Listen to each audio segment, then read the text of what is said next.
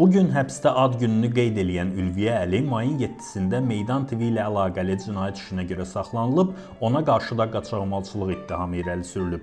Ülviyə Meydan TV-də çalışmadığını bildirir. Mən Amerikanın Səsinin əməkdaşıyam, Meydan TV-nin əməkdaşı deyiləm, amma yenə də oranın əməkdaşı olsaydım bu cinayət deyil. Özünü təqsirli bilmir, əsl cinayət məhz bu sistemə qul olmaqda deyir. Bu, jurnalist həbslərinin arxasındakı pretekstual niyyəti oxumaq üçün kifayətdir. Bugün Ülviyə Əlinin doğum günündə biz onun keçdiyi jurnalist yoluna nəzər salacaq, həmçinin jurnalistlərə qarşı irəli sürülən ittihamın mətnini dekonstruksiya etməyə çalışacağıq. Qızıma zor tətbiq eləyiblər. Sırf jurnalistika fəaliyyətinə görə təqib olunub neçə günlərinə. Evi alt-üst eləyiblər. Mənim qızım narahatdır, başına da yumruqlar. Jurnalist bilgi daşıyıcısıdır. İllərdir Freedom House-un Azərbaycanı da belə təyin etdiyi avtoritar rejimlər isə bilginin yayılmamasında, tək əldə cəmləşməsində maraqlıdır. Belə də qaçaqmalçılıq simvolik bir ittihama dönür. Jurnalistlər, eləcə də Ülviyə Əli məhz bilgi qaçaqmalçılığı ilə məşğul idilər. Xalqdan oğurlanan bilgini partizan yolu ilə onun özünə qaytarmaq üçün. Bəs Ülviyə Əli hansı bilgiləri qaçaqmalçılıq yolu ilə izləyicilərə çatdırırdı? Gəlin buna qısa bir nəzər salaq. Ülviyə Əli 13 oktyabr 1993-cü ildə Göyçayda anadan olub. O 17 yaşından ictimai-siyasi proseslərə qoşulub, 2012-2016-cı illərdə Nida Vətəndaş Hərəkatının üzvü olaraq fəaliyyət göstərib. Ülviyə 2012-ci ildən Azərbaycanda baş verən bütün insan hüquqları pozuntularını özünün X səhifəsində işıqlandırıb və beynəlxalq medianın diqqətinə çatdırıb. Həbs edilənə qədər Azərbaycanla bağlı beynəlxalq mətbuatda işıqlandırılan xəbərlərdə onun yaydığı məlumatlara istinad edilib, müəllifi olduğu video və fotolardan istifadə olunub. Ülviyə Əli 2013-cü ildən başlayaraq bir çox siyasi məhbusların məhkəmələrinin monitorinqini aparıb, məhkəmələrdə baş verənləri işıqlandırıb. Azərbaycanda siyasi motivli məhkəmələr mümkün qədər gizli, ictimaiyyətə qapalı keçirilir. Dolayısıyla məhkəmədən bilgi daşımaq qaçaqmalçılıq kimi də oxuna bilər. Ülviyə 2013, 2018 və 2024-cü illərdə prezident, 2015, 2020 və 2024-cü illərdə parlament, 2014, 2019 və 2025-ci illərdə bələdiyyə seçkilərində, həmçinin 2016-cı ildə referendumda pozuntuların monitorinqini aparıb və işıqlandırıb. Bir dəqiqə, jurnalistəm mən. Bəli, jurnalistəm mən, çəkə bilərəm. Qeydiyyatdan da keçmişəm. Bu seçkilərin hər birində pozuntular qeydə alınıb, onlar beynəlxalq təşkilatların hesabatlarında əks olunub. Amma hakimiyyət mediası nə karusel əməliyyatlarından yazır, nə topa bülletinlərdən, nə də digər saxtakarlıqlardan. Səs vermən. Çəkə bilməzsə səs vermən. Çəkə bilərəm. Çəkə bilərəm. O, 2018-ci ildə Norveçin İnsan Hüquqları Evi Fondunun yayımladığı Krım, Sükut Divarının yarılması hesabatının həm müəllifidir. Ülviyə həmin il Belarus və Ukrayna hüquq müdafiəçiləri ilə birgə Krımı ziyarət edib və oradan hesabat hazırlayıb. Qadağaların hamısı qanunsuzdur. Ülviyə Əli 2019-2025-ci illərdə Amerikanın Səsi Radiosunun Azərbaycan xidmətində çalışıb.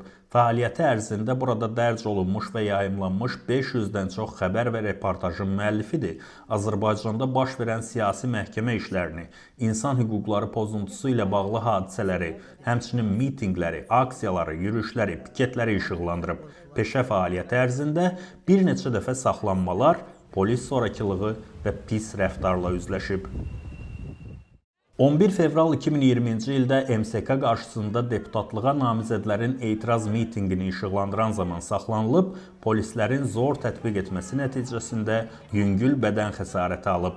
14 sentyabr 2020-ci ildə Gənclik metro stansiyasında keçirilən Tofiq Yaqubluya azadlıq aksiyasını işıqlandıran zaman həmkarı Aysel Umudova ilə birgə qeydə aldıqları materialları silmələri üçün saxlanılıblar.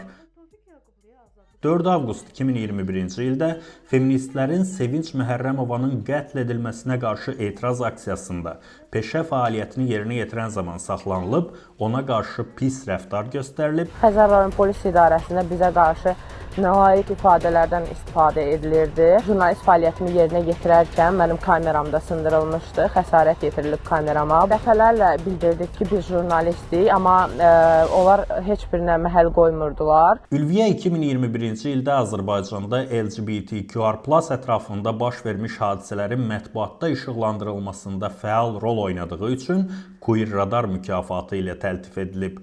O, 2019-cu ildə təqdim edilmiş Yadlar adlı qısametrajlı filmin ideya müəllifi və layihə rəhbəri olub. Film 2017-ci ildə Azərbaycanda LGBTQR+ fərdlərinə qarşı təqibləri və həbsləri təsvir eləyir. Trans başını qırdı orada, qanın içində idi. Dura bilmirdi. Dedi ki, mən gedib 2-3 il yatası deyiləm. Lütfü burada özümü öldürüm. O, 2023-cü ildə təqdim edilən Qul Bazarı, İşsiz bir adamın hekayəsi adlı qısametrajlı filmin də müəllifi olub. Film, regionların zəif iqtisadi inkişafı, kütləvi işsizlik fonunda qul bazarında çalışan işsiz bir adamın hekayəsindən bəhs eləyir. Hakimiyyətin hər formada gizlətməyə çalışdığı səfalət, kasıblığın görünən edilməsi, qabardılması da bilgi qaçırmalçılığı hesab oluna bilər. Həkim dərman yazmışdı. Möhkəmdə qar var idi. Bir təhər durdum, getdim ki, dərman alım. Sonra yolda dərman alım. Köyə aldım, qaçdım. Ülviyə Əli 2023-cü ilin fevralında media haqqında qanunun, xüsusilə onun vahid reyestrinin yaradılması ilə bağlı müddialarının media, ifadə azadlığını məhdudlaşdırmağa geniş şərait yaratdığını bildirib və Azərbaycanın müstəqil jurnalistləri, media mütəxəssisləri tərəfindən hazırlanan mövqe sənədinə imza atan 40 jurnalistdən biri olub. Həmin qanundan sonra Ülviyə Əli reyestrsiz media platformasını təsis edib və qanunla bağlı jurnalistlərin etirazlarını işıqlandırıb. Aynur xanım, sizcə media niyə azad olmalıdır və dövlətin nəzarəti olmamalıdır? Bu niyə vacibdir?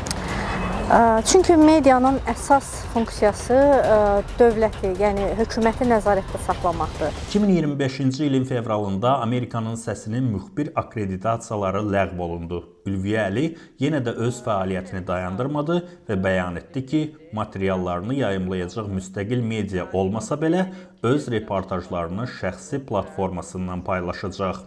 Bundan sonra o, reportajlarını şəxsi Facebook səhifəsindən yayımlayaraq jurnalist fəaliyyətinə davam etdi. 2025-ci ilin mayın 7-sində saxlanan Ülviyə Əlinin 3 gün sonra istintaq təcridxanasında səhhətinin pis vəziyyətdə olduğu barədə məlumat yayıldı.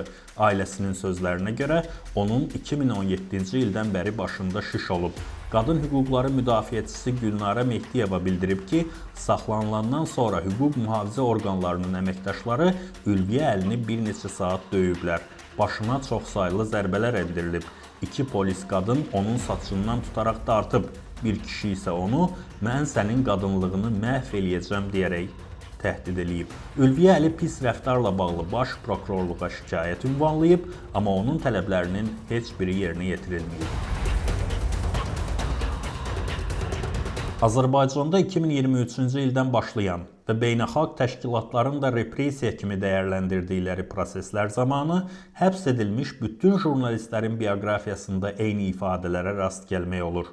Polis zorakılığı, saxlanılma, dindirmə, materialların silinməsi tələbi, izlənmə və s.